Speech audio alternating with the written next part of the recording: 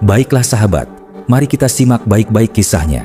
Silahkan simak hingga akhir, hingga tidak terjadi gagal paham dan mendapatkan ilmu pengetahuan. Langit sore itu di Purwakarta tampak berbeda.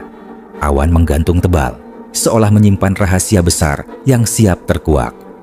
Roy Kiyoshi, sang indigo terkenal, tiba di pendopo Kang Deddy Mulyadi dengan raut wajah yang tak biasa, penuh tekanan batin, namun sekaligus seperti seseorang yang menemukan potongan besar dalam teka-teki sejarah tanah Pasundan.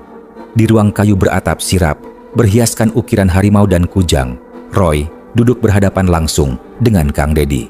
Suasana hening, hanya suara burung perenjak dan desir angin yang menemani. "Pak Deddy," Roy membuka suara pelan. "Saya mimpi 3 malam berturut-turut. Dalam mimpi itu, saya melihat seorang pemuda berpakaian putih berdiri di atas batu besar. Di belakangnya ada bayangan besar, seekor harimau emas dengan mata menyala. Saya kira ini hanya simbol, tapi ternyata wajah pemuda itu sangat mirip dengan Egy, anak angkat Bapak." Kang Deddy terdiam. Tatapannya langsung mengarah ke pintu belakang rumah, tempat Egy biasa duduk diam membaca buku-buku sejarah Sunda yang ia kumpulkan. Sejak kecil, Egy memang unik. Tidak seperti anak lain, ia lebih senang menyendiri, membaca naskah-naskah kuno, dan sangat peka dengan tempat-tempat keramat. Roy melanjutkan, "Saya tak berani menyimpulkan tanpa bukti, tapi setelah saya telusuri melalui metode meditasi visual, saya melihat garis cahaya yang tersambung dari Egy ke Walangsungsang." Jantung Kang Deddy berdegup cepat. "Walangsungsang? Anak Prabu Siliwangi?" tanyanya dengan suara tercekat. Roy mengangguk pelan. "Saya tahu ini gila, tapi Egy bukan sekadar anak angkat. Dia seperti reinkarnasi atau mungkin warisan langsung dari darah kuno. Ada getaran tua dalam dirinya, energi kebangsawanan yang kuat. Dia bahkan tanpa sadar menulis aksara Sunda kuno saat tidur." Kang Deddy mulai berdiri. Ia berjalan kerak tua, mengambil secarik naskah lontar yang pernah ditemukan di sekitar Gunung Tangkuban Perahu. Di sana tertulis nubuat, saat Sunda mulai mencari jati dirinya kembali, akan muncul titisan cahaya dari garis Walangsungsang lewat anak yang tak dilahirkan dari rahim, tapi dari takdir pewarisan. Seketika itu juga, lampu gantung tua di atas mereka bergetar. Roy menghela napas berat. "Pak Deddy, saya rasa Egy bukan sekadar anak. Dia adalah kunci. Sesuatu akan terjadi. Saya merasakan gerakan dari alam leluhur. Mereka sedang bangkit. Dan Egy..." Tiba-tiba terdengar suara pintu terbuka perlahan. Seseorang berdiri di ambang pintu, matanya tajam, seperti menyimpan sesuatu yang besar. Egy. Dia menatap Kang Deddy dan Roy. Di tangannya tergenggam sebuah batu berwarna hitam legam, berbentuk mata harimau. Dan kemudian, Egy berdiri diam di ambang pintu, tubuhnya seperti menyatu dengan bayangan. Tapi yang paling mencolok adalah batu hitam legam di tangannya. Roy langsung berdiri. Aura yang terpancar dari batu itu membuat bulu kuduknya berdiri. "Egy," suara Kang Deddy serak. "Dari mana kau dapat batu itu?" Dengan nada yang tenang namun berat, Egy menjawab, "Tadi pagi, saat saya berjalan ke hutan kecil belakang rumah, seperti ada yang memanggil, suara yang lembut tapi memerintah. Saya mengikuti suara itu, dan tiba-tiba di bawah akar pohon besar yang tumbang semalam, batu ini muncul. Tidak terkubur, tidak tertutup daun, seperti sengaja diletakkan untuk saya." Roy mendekat perlahan. "Boleh saya lihat, Egy?" Egy mengulurkan batu itu. Begitu Roy menyentuhnya, kilatan cahaya melintas sekejap di matanya. Ia melihat sekilas gambar seorang raja tua bersorban emas duduk di atas singgasana dari kayu jati. Di sisinya berdiri seorang pemuda yang sangat mirip dengan Egy, mengenakan pakaian putih panjang dan memegang tongkat. "Ini bukan sekadar batu," bisik Roy. "Ini batu mata harimau. Dalam legenda, batu ini adalah kunci pembuka gerbang Kabuyutan Sunda yang tertutup sejak wafatnya Prabu Siliwangi. Batu ini hanya akan muncul pada keturunan atau penerus yang terpilih." Egy menunduk. "Beberapa malam terakhir aku bermimpi berdiri di depan gerbang emas yang dijaga oleh 2 harimau putih. Mereka tidak menyerangku, tapi mereka hanya berkata, 'Waktumu akan tiba. Ingat, siapa dirimu sebelum dunia mengenalmu.'" Kang Deddy mulai paham. Ia tahu anak angkatnya bukan anak biasa. Bahkan, sejak bayi Egi ditemukan di pelataran Candi Jiwa, tubuhnya tak pernah digigit nyamuk. Suara burung selalu ramai setiap kali dia tertawa. Roy menoleh ke Kang Dedi. "Pak Dedi, saya tahu ini terdengar seperti kisah mitos. Tapi jika intuisi saya benar, Egi membawa warisan yang lebih besar dari apapun. Bisa jadi, dia akan membuka gerbang peradaban yang terkubur ratusan tahun. Dan itu, brak! Tiba-tiba lampu padam. Rumah tua itu berguncang pelan. Dari luar, terdengar lolongan anjing dan desiran angin yang tidak biasa. Egi memejamkan mata sambil menggenggam kembali batu itu. Lalu, bibirnya mulai bergerak pelan. Ia seperti membaca sesuatu dalam bahasa yang tak dikenal Roy maupun Kang Dedi. Bukan bahasa Sunda, bukan Sanskerta, tapi sesuatu yang jauh lebih tua. Seperti suara dari zaman sebelum sejarah ditulis. Roy memutar tubuhnya. "Pak Dedi, saya tahu ini terdengar gila. Tapi, saya rasa Egi baru saja membaca kode pembuka peradaban lama. Dan saya takut ada yang bangkit bersamaan." Kang Dedi melangkah mendekat, menatap anak angkatnya penuh haru dan cemas. Dan dari luar rumah terdengar suara berat. Suara yang entah manusia atau bukan. "Siliwangi, geus waktuna. Siliwangi, waktumu telah tiba." Lalu, suara berat itu masih menggema di luar rumah. "Siliwangi, geus waktuna." Roy dan Kang Dedi saling menatap. Egi masih dalam posisi memejam, tiba-tiba ambruk ke lantai. Kang Dedi segera menahan tubuh anak angkatnya. Wajahnya pucat, napasnya berat. Tapi di sudut bibirnya seperti ada senyum tenang. "Pak Dedi," bisik Roy dengan suara tercekat. "Apa Anda sadar? Selama ini bukan hanya Egi yang dipilih, tapi Anda juga." Kang Dedi mengangkat wajahnya, menatap Roy dengan kening mengerut. Tapi saya hanya seorang rakyat biasa yang kebetulan diberikan amanah oleh masyarakat." Roy menggeleng pelan. "Tidak Pak Dedi, ini bukan kebetulan. Perjalanan Anda selama ini yang sering dianggap hanya sekadar pengabdian sosial. Ternyata lebih dari itu." Ia berdiri, menatap dinding rumah yang kini seperti bergetar lembut. "Semua tempat keramat yang Anda jaga, semua makam leluhur yang Anda rawat, semua warga yang Anda bantu, dari orang tua terlantar, anak-anak yatim, pedagang kecil, hingga yang bahkan tak dikenal oleh sistem, itu semua adalah bagian dari jalan yang membuka takdir besar ini." Roy menatap Egi yang kini mulai siuman. "Dan ingat, Egi tak pernah lahir dari rahim istri Anda. Tapi dia dilahirkan lewat hati Anda yang bersih. Anda menerimanya tanpa syarat. Anda membesarkannya bukan karena dia siapa-siapa, tapi karena cinta." Tiba-tiba, pintu rumah terbuka perlahan, dan angin masuk lembut, membawa aroma kemenyan dan hutan basah. Di depan pintu, berdiri seorang lelaki tua, berpakaian serba putih, berjubah panjang. Wajahnya asing, tapi mata seekor harimau yang pernah muncul dalam mimpi Roy. Lelaki itu menunduk hormat. "Salam untuk Kang Dedi Mulyadi, yang sejak lama ditulis dalam naskah langit sebagai pelindung jembatan peradaban Sunda lama."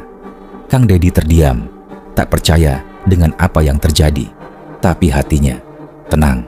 Ia seperti menerima kabar yang sejak dulu sudah ia rasakan, tapi belum diberi nama. Lelaki itu melanjutkan, "Berkatmu, rakyat kecil bisa makan. Makam-makam leluhur tidak terbiarkan. Kitab-kitab tua tidak jadi abu. Dan kini, pewaris sejati Walang Sungsang tak hanya lahir, tapi tumbuh dalam asuhan tangan yang tepat." Egi membuka mata. Ia menatap Kang Dedi dengan mata berkaca-kaca. "Ayah, mungkin darahku dari masa lalu, tapi jiwaku tumbuh karena kasihmu." Kang Dedi memeluk anak itu erat. Roy menatap langit yang mulai cerah. Cahaya jingga menembus celah awan. Ia tahu ini belum akhir, justru awal dari sesuatu yang besar. Tapi satu hal pasti, cinta, kepedulian, dan kebaikan kepada sesama ternyata adalah kunci utama dari warisan peradaban yang telah lama hilang. Dan saat itu juga, dari kejauhan terdengar suara gamelan Sunda yang tidak berasal dari dunia ini. Suara itu menyambut bukan hanya pada Egi, tapi pada Kang Dedi Mulyadi, sang penjaga takdir. Langit senja mulai meredup, tapi di dalam rumah tua itu, sebuah cahaya baru justru menyala. Bukan dari lampu, bukan pula dari lilin, tapi dari dalam jiwa seseorang yang sejak lama membawa warisan tak kasat mata. Roy Kiyoshi berdiri di hadapan Kang Dedi dan Egi dengan tatapan penuh hormat. "Pak Dedi," katanya pelan, "saya tahu ini mungkin terlalu berat untuk dipercaya, tapi izinkan saya mengatakannya." Ia menarik napas panjang. "Dari apa yang saya lihat, Anda bukan sekadar pelindung rakyat, bukan sekadar pemimpin spiritual yang membela kaum kecil, tapi Anda adalah titisan dari Prabu Siliwangi." Kang Dedi mengernyit, wajahnya bingung. "Roy, saya ini siapa? Cuma orang kampung yang berusaha adil, ngebantu sebisa mungkin." Roy mengangkat tangannya, meminta waktu untuk menjelaskan. "Justru itu, Pak, keadilanmu, cintamu pada budaya, kesetiaanmu pada tanah Sunda. Semua itu bukan datang dari belajar semata, tapi dari dalam dirimu, dari darah yang entah bagaimana, membawa energi Raja Bijak yang dulu pernah memerintah tanah Pajajaran." Ia menoleh ke Egi. Dan Egi, dia bukan sekadar anak angkat, tapi bayangan masa lalu dari Raden Walang Sungsang, sang pewaris sejati yang pernah meninggalkan istana demi mencari kebenaran sejati. Egi hanya diam, tapi di dalam hatinya ada getaran yang belum pernah ia rasakan sebelumnya. Ia tahu, semua kepingan aneh dalam hidupnya mulai menyatu. Kegemarannya membaca naskah kuno, kemampuannya memahami aksara tanpa diajari, hingga mimpi-mimpi yang seolah berasal dari masa silam. "Dan sekarang," lanjut Roy, "kalian dipertemukan bukan karena takdir biasa, tapi karena alam sedang bersiap membuka kembali gerbang sejarah yang lama terkunci. Peradaban Sunda yang luhur, yang dulu tertutup karena zaman dan kekuasaan, kini akan kembali berdiri." Tiba-tiba, udara di dalam rumah berubah, dingin, tapi damai. Egi menatap Kang Dedi. "Ayah, bukan hanya aku yang dipilih, tapi ayah juga. Sejak kecil, aku tidak pernah tahu siapa diriku. Tapi melalui tangan ayah, aku tumbuh. Ayah bukan sekadar pengasuhku." Ia menunduk penuh takzim. "Ayah adalah Prabuku." Dan seolah menjawab momen suci itu, terdengar suara di luar rumah. Denting gamelan, sayup-sayup, semakin dekat. Kang Dedi berdiri perlahan. Ia menatap jauh ke arah pegunungan. "Saya tidak tahu apakah saya benar-benar Prabu Siliwangi. Tapi kalau cinta kepada rakyat, kepada budaya, kepada tanah Sunda adalah warisan beliau, maka saya terima." Suara itu makin jelas, seolah dari kerajaan yang tak terlihat mata biasa. Lalu dari kejauhan muncul bayangan dua harimau putih berdiri sejajar, melangkah perlahan ke arah rumah. Roy memejamkan mata. Mereka datang bukan untuk menyerang, tapi menyambut. Kang Dedi berdiri tegak. Egi berada di sampingnya. Satu sebagai ayah, satu sebagai anak. Namun di balik itu, satu sebagai Prabu, dan satu lagi sebagai penerus tunggul Pajajaran. Langit sore berubah warna, dan dari arah barat, cahaya keemasan menembus awan, mengarah tepat ke rumah itu. Tepat ke tempat di mana takdir lama kembali bernafas. Langit kembali cerah. Dua harimau putih itu menghilang perlahan seiring suara gamelan yang menjauh. Tapi keheningan itu bukan pertanda akhir, melainkan awal dari sesuatu yang jauh lebih besar. Di pendopo yang sederhana, Kang Dedi menatap Egi penuh kasih. Ia sadar kini bahwa yang ia rawat sejak kecil bukan sekadar anak, tapi harapan masa depan yang dibisikkan leluhur. Roy Kiyoshi tersenyum tipis. "Pak Dedi, kebangkitan Sunda bukan soal kejayaan masa lalu, tapi soal kesejahteraan rakyat hari ini. Dan Bapak adalah jembatan antara yang lama dan yang akan datang." Kang Dedi menatap Roy, matanya tegas. "Saya bukan raja, saya bukan orang sakti, tapi saya yakin satu hal, tidak ada kerajaan yang lebih mulia daripada membela rakyat kecil." Ia pun melangkah keluar rumah, menatap jalan setapak yang biasa ia lalui. Jalan itu sudah lama menjadi saksi. Saat ia menolong ibu renta yang rumahnya roboh, saat ia membawa beras ke keluarga yatim piatu di pelosok desa, saat ia memeluk anak-anak jalanan dan membelikan mereka buku, bukan sekadar nasi. Egi menyusul di belakangnya, masih membawa batu mata harimau. Tapi kini, batu itu tak hanya simbol warisan leluhur, melainkan pengingat tanggung jawab. Rakyat adalah pusaka yang sejati. Keesokan harinya, Kang Dedi kembali menyusuri kampung-kampung kecil. Tapi kali ini, langkahnya terasa berbeda. Tidak hanya sebagai pejabat atau tokoh masyarakat, tapi sebagai wakil leluhur yang hidup kembali lewat tindakan, bukan gelar.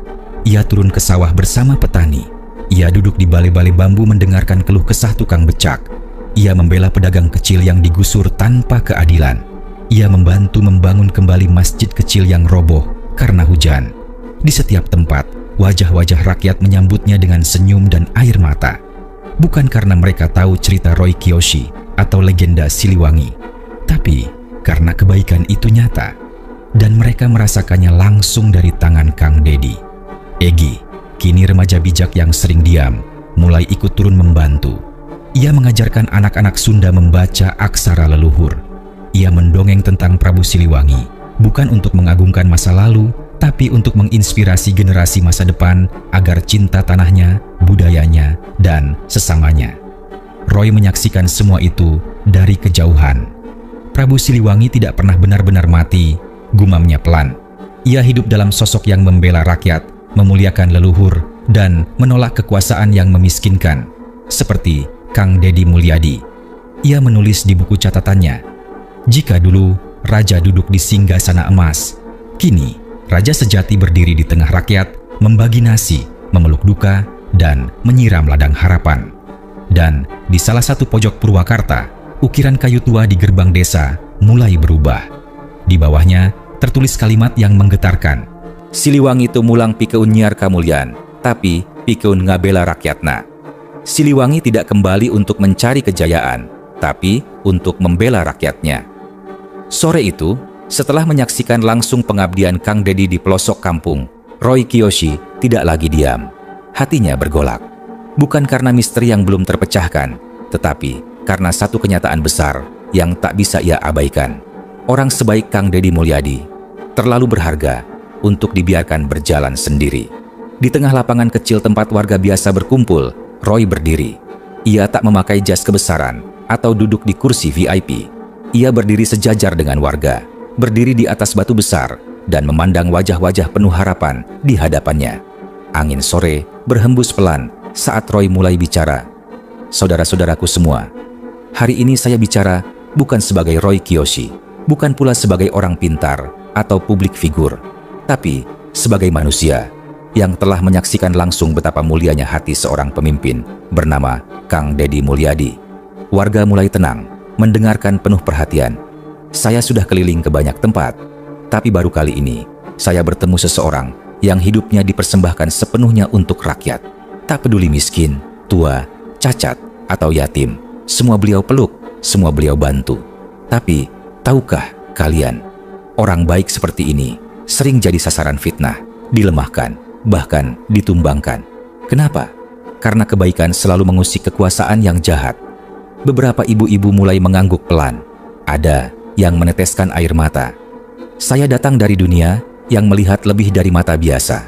Dan saya lihat aura kebaikan Kang Dedi menyala terang. Tapi cahaya seperti itu hanya akan terus bersinar jika dijaga oleh cinta dan dukungan rakyatnya. Roy menatap tajam ke semua orang. Jangan biarkan beliau berjuang sendiri. Jangan tunggu sampai beliau disakiti dulu baru kalian menyesal. Kalau hari ini kalian makan karena beliau bantu, anak kalian bisa sekolah karena beliau perjuangkan, makam leluhur kalian bisa utuh karena beliau lindungi. Maka sekarang giliran kalian. Jaga Kang Dedi Mulyadi. Lindungi orang baik, dukung pemimpin jujur. Suasana hening sejenak. Lalu satu persatu warga mulai berseru, "Hidup Kang Dedi." "Kami siap jaga." "Kang Dedi, Prabu Urang." Di balik kerumunan, Kang Dedi berdiri diam, matanya berkaca-kaca. Ia tak menyangka suara yang menguatkannya hari ini datang dari Roy Kiyoshi, seseorang yang tadinya ia kira hanya orang pintar dari Jakarta. Roy turun dari batu, berjalan ke arah Kang Dedi, lalu menggenggam tangannya erat. "Pak Dedi, rakyat butuh Bapak, tapi Bapak juga butuh rakyat. Dan hari ini saya pastikan, mereka ada untuk Bapak." Dari balik pepohonan, angin berhembus lembut, seperti bisikan leluhur menyetujui. Dan sore itu, bukan hanya Kang Dedi yang berdiri tegak, tapi seluruh rakyat kecil berdiri bersamanya, siap menjaga satu-satunya pemimpin yang mencintai mereka seperti anak sendiri. Pesan moral untuk pemirsa, sahabat Ruang Misteri. Dari kisah ini kita belajar bahwa orang baik tak selalu datang dengan mahkota di kepala. Terkadang Mereka datang dengan sepatu penuh lumpur karena menyusuri jalan rakyat, dengan tangan kasar karena membangun harapan orang miskin, dan hati yang penuh cinta meski dibalas dengan fitnah dan ujian. Kang Deddy Mulyadi bukan sekadar tokoh, ia adalah gambaran nyata dari sosok Prabu sejati yang tak tinggal di istana emas, tapi di hati rakyat kecil yang ia bela siang dan malam. Dan Egy bukan sekadar anak angkat, ia adalah simbol masa depan. Generasi yang dilahirkan bukan dari kekuasaan, tapi dari kasih, perjuangan, dan nilai luhur.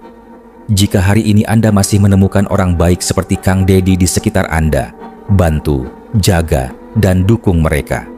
Karena orang baik tak butuh pujian, tapi butuh perlindungan dari orang-orang yang sadar bahwa dunia ini hanya akan berubah jika kebaikan bersama dilindungi. Inilah kisah nyata yang berselimut misteri, sejarah, dan ketulusan hati. Sebuah ruang untuk menyadari bahwa leluhur kita pernah menanam dan kini